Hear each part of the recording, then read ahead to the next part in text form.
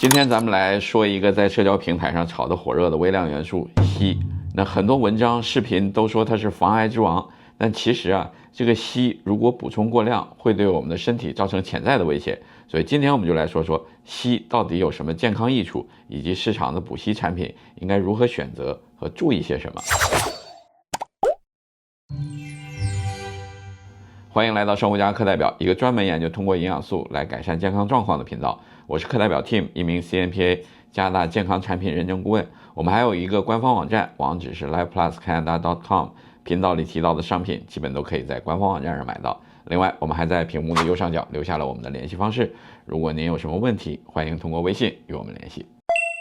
硒最早在1817年由一个瑞典科学家发现，这个名字来自希腊语的月亮。硒呢，在自然界一般很少独立存在，多以半生矿的形式存在，比如与铜铅金属共生。它在人体的含量不多，但作用呢却至关重要。很多人可能听说过克山病，这是一种与心肌损伤相关的疾病。1935年首次在中国黑龙江省的克山县发现，也因此得名。它包括急性和慢性的心肌功能问题、心律失常等，严重的时候呢，可导致心源性休克或者死亡。研究者发现当地土壤硒的含量比较低，而患者血液和头发当中的硒含量显著低于正常地区的居民，因此认为这种病与硒缺乏密切相关。后来呢，研究者陆续发现，克山病不只发生在黑龙江、中国东北部以及西南山脉地带，包括吉林、四川、云南等12个省份都有大范围的克山病存在，而这些地方呢，都有土壤里硒含量比较低的特点。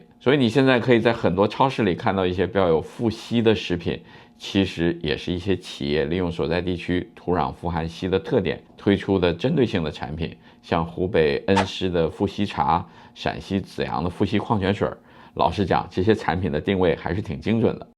那硒对我们的身体究竟有什么好处呢？总的来说，硒可以参与抗氧化，构建我们的防御体系，还可以调节甲状腺激素的代谢，增强免疫力。具体来说，硒可以从下面的几个方面来改善我们的健康状况。第一个，硒是很强大的抗氧化剂，它是谷胱甘肽过氧化物酶的重要组成部分，能够中和自由基，减少细胞的损伤，从而减缓衰老的过程。其次呢，硒能增强白细胞的活性，提高机体抗病毒的能力，从而为免疫系统提供支持。一些研究表明，硒的摄入水平高，感染一些病毒的风险会更低，疾病恢复的速度也会更快。第三个，硒能促进甲状腺健康。硒呢是甲状腺激素代谢过程当中不可或缺的元素，能够帮助甲状腺合成活性激素 T3， 并减少甲状腺炎症的风险。第四个，维护心血管健康，适量的摄入硒可以减少炎症，降低氧化应激，从而降低心血管疾病的发生风险。第五个，潜在的抗癌作用，硒的抗氧化特性可能有助于降低某些癌症，比如前列腺癌、肺癌和结肠癌的发生风险。不过具体的作用机制科学家们还在详细的研究当中。接下来就进入了产品如何选的环节了。目前市场上主要有3种补硒产品，分别是酵母硒、硒代单氨酸还有螯合硒。我们先来说说这几年非常火的硒代单氨酸。硒代单氨酸呢是一种有机硒的化合物，它的化学结构类似于蛋氨酸，只是用硒取代了里面的硫原子，这也是它为什么叫了一个听上去特别拗口名字的原因。但别被这个名字吓着了，它其实呢是食物和人体当中硒的主要形式之一，广泛存在于巴西坚果谷物大豆以及肉蛋奶当中，因此有着非常好的生物利用度，吸收率呢可以达到90%以上，远高于无机硒的形式。有关硒代单氨酸的研究非常多，尤其是在促进甲状腺健康上有着很好的记录。那有多项研究都显示，硒代单氨酸对自身免疫性甲状腺疾病，比如桥本有潜在的益处。其中一项涉及192名甲状腺功能减退患者的研究发现，连续4个月每天补充83微克的硒代单氨酸，超过30%多的患者恢复了甲状腺功能，而安慰剂组仅为3.1%。所以一般来说，像这种硒代单氨酸比较适合明显缺乏硒的人群，特别是一些慢性病患者来选用。那接下来我们说一下酵母硒。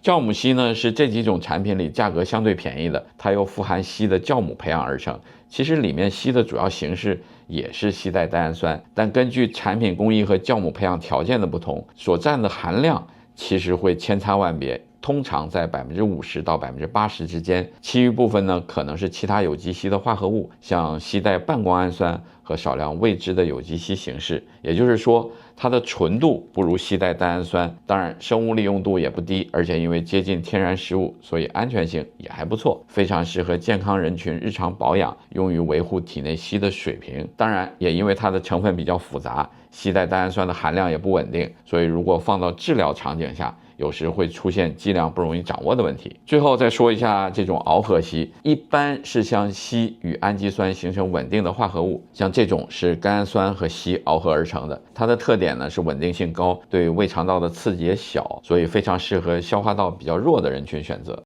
那作为一个微量元素，硒呢也有很多微量元素的特点，最重要的，它既是必需营养素，也有一定的毒性。美国国家卫生研究院建议成人每天推荐摄入量是55微克，而安全上限是400微克。长期摄入超过安全上限的剂量，可能导致硒中毒。比较典型的呢是呼吸里有大蒜的味道、指甲变形、恶心、脱发等等。所以如果单独补充硒的话，每天的剂量不要超过200微克，这样再算上食物里的硒，每天的摄入量是可以满足身体需要，同时不会带来更多的负担。稍稍注意一下的是，有些食物含硒比较多，像巴西坚果，1粒里面就有差不多96微克的硒了，吃上个6到8颗基本上就超标了。所以啊，我们也常说，也不是说全天然的食物就是最安全的。另外要提醒大家的是，有些人是不适合补充硒的，最典型的是肾功能不全的人群，因为硒主要由肾排泄，如果代谢有障碍，容易导致聚集。另外还有少数人会对硒过敏，因此一旦出现皮疹等不良反应，就记得停下来。好了，这就是今天的全部内容了。我们这个频道呢，专门研究通过营养素来改善健康状况，欢迎关注点赞，了解更多营养师推荐的加拿大健康产品。如果你希望购买视频里提到的这些产品，可以访问我们的官方网站 lifepluscanada.com， 或者在视频的 description 里找到产品对应的链接。那想提醒您的是，我们网站上的大多数商品都可以邮寄到加拿大、美国以及中港台等国家和地区。当然，如果你刚好在加拿大的温哥华，也可以来我们位于列治文的线下门店来找我们聊聊。谢谢大家，那我们下期再见。